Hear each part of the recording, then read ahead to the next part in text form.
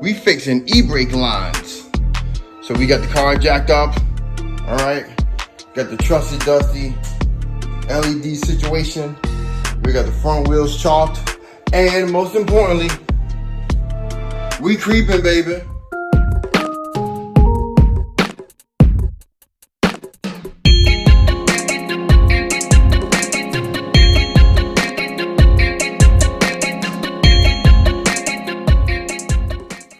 All right, so I'm going to take off the ashtray. I don't have the cup holder in the rear, and plus my ashtray bracket is a little broken, so all I really gotta do is just lift and pull. But normally you would pry off these caps, usually by spinning them. All right, and then you would pry up on these tabs with a flathead screwdriver. Be extremely careful, they snap extremely easy. All right, and then here is your eBrake adjustment screw. So we're gonna back this off, loosen up, take the tension off, and then we're gonna be able to remove the eBrakes from this metal bracket. And then what I'm gonna do is, there's a plastic line in here, right there, that little tube right there. I'm gonna spray some PB Blaster down there so it works its way down into the protective tubing that goes underneath the car, so I don't have to fight with it later on when I track it down to that point. All right, so we're under the car right now. So as you can tell, there's a problem with my eBrake because the arm has not come back. So one thing that I'm gonna do, well, the main thing I'm gonna have to do is, as I disconnect this, which you can do with a pair of pliers, just lift this ball up and out of that bracket, okay, is we're gonna track down, all right, the eBrake to see if we see anything, any bulging, any severe rusting. And right away, right there, you see some pretty severe rusting. I can't, and then you can tell this slightly swollen, so we probably have a break right there on the line. And then as you see, it continues right up there, okay, right up into that aluminum hard line, which I already sprayed some PB Blaster on. I'm gonna, from the inside, I'm gonna spray more on the outside. And then we're gonna double check the other side as well to make sure that we're not looking at a similar situation. My upside down camera skills right now, yeah, buddy. All right, so this side looks all right. I haven't noticed any problems with this side, but obviously we want to change both at the same time. And we're also going to go through and replace any hangers that we may need in case they're damaged. So this one came back up to the stop, or just slightly short, but you can, even as I pulled up, I can feel some tension from the cord. So I'm pretty sure this cord is good. It's the other one that's gone bad, because as you can tell,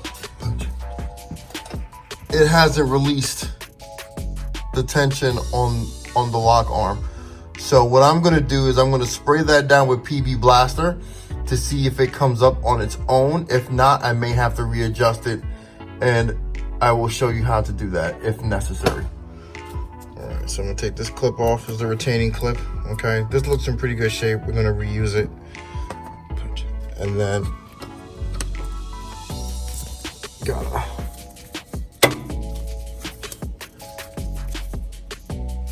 I'm gonna figure out how to pry this out with one hand.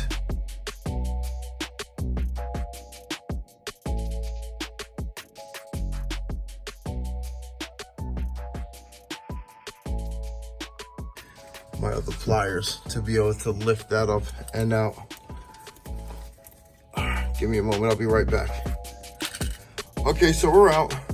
So what I had to do was I had to get a screwdriver and pry down on this, on the arm. You see how it moves? I had to get a screwdriver, push down on that, so then I could then push this ball up and then out on this side of the arm. You see that opening right there? You push it out, and then this little piece will push out to the side and then down. And then we're just gonna force it out through that little bracket. And then we're gonna go all around and pry open these little clips to get the rest of the cords to drop down. Okay. So next part is once you get the e-brake out of the bracket on the caliper, you need a small screwdriver, and this clip right here is gonna slide into the top and you pry it down, and then you'll be able to open it and then slide it out. I'll show you on the other one. If I can get a good angle. Okay, and here we go. Don't mind me if I lose view a little bit. All right.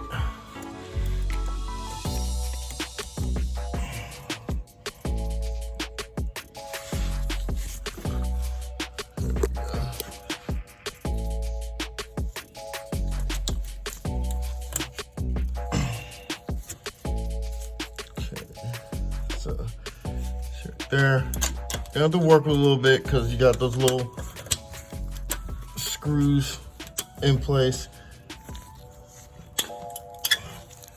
All right, it is flexible, so you don't have to be too gentle with it.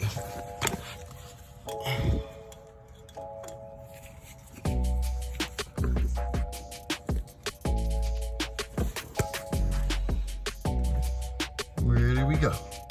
Where did we go? Where did we go? There we go. Ah, it's a little bit more difficult under the car than I thought it would be. There you go. Pry it open. She slides right out. Okay? What? Slides right out. And then you got another hook right here. And then the last part will be drilling it back. And then unbolting that and then unscrewing this, all right? All right, so now that I've got those lines at the bottom disconnected, I need to loosen up the adjuster screw inside. It's a 10 millimeter. Ow. So I need to see if I can do this. And there's one. And this side is a little tight. This side hasn't lost its adjustment. There you go. All right, so you got one and you got two. Release from the bracket. All right. Try and push that a little bit. Feels like they popped loose. May have pushed off at the bottom now. Let's go see.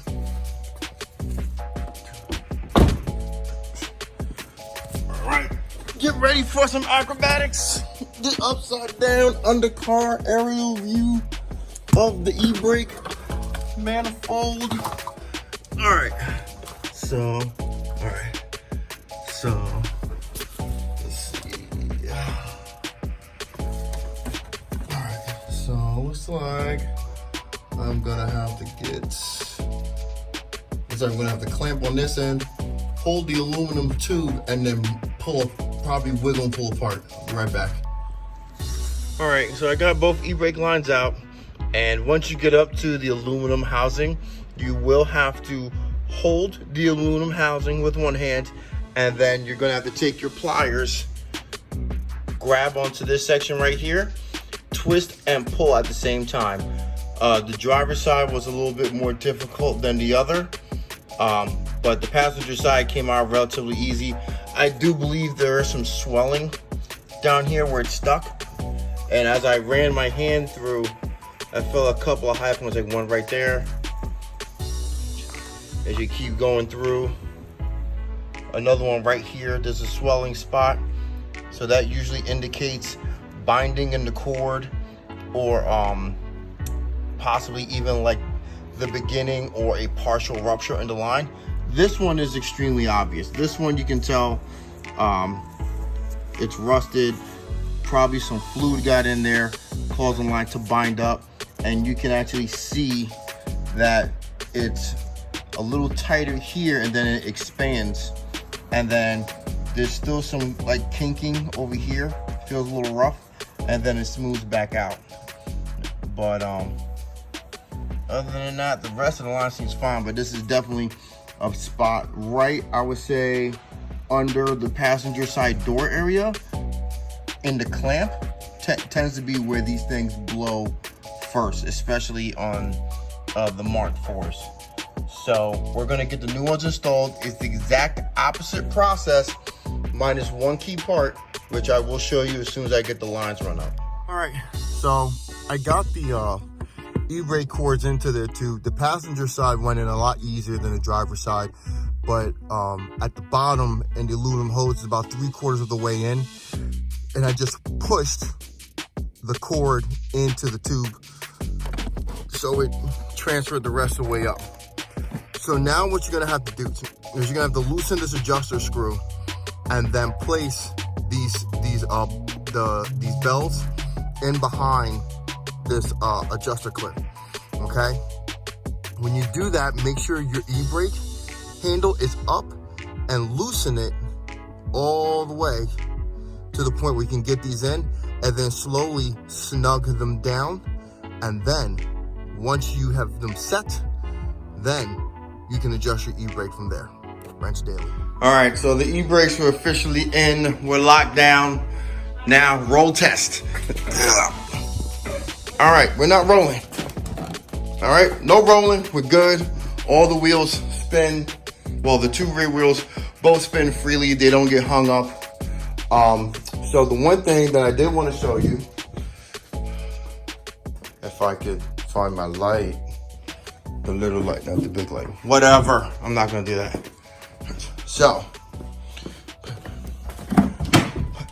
with the with the adjuster, all right, what I had to do, so once I got the e-brake lines up and I fed them around the bracket, I lift up the e-brake cord, I backed off the adjustment nut as much as possible, and what I wound up doing was I tightened it down until it was slightly taut. Then from there, I made sure that the caliper was set in a good position, making sure it was touching the stop bracket. All right, so there's your e-brake, how to do. I'm hot, I'm sweaty. One thing to keep in mind, the newer e-brake cables for these cars probably might be a little bit of a PIA high to get into the tube underneath the car. So yeah, so take your time. Well, I can't say don't get frustrated. You can get frustrated because I got frustrated and it's hot. So yeah, good, easy, take your time, pay attention to the little things. You'll be good. Wrench Daily.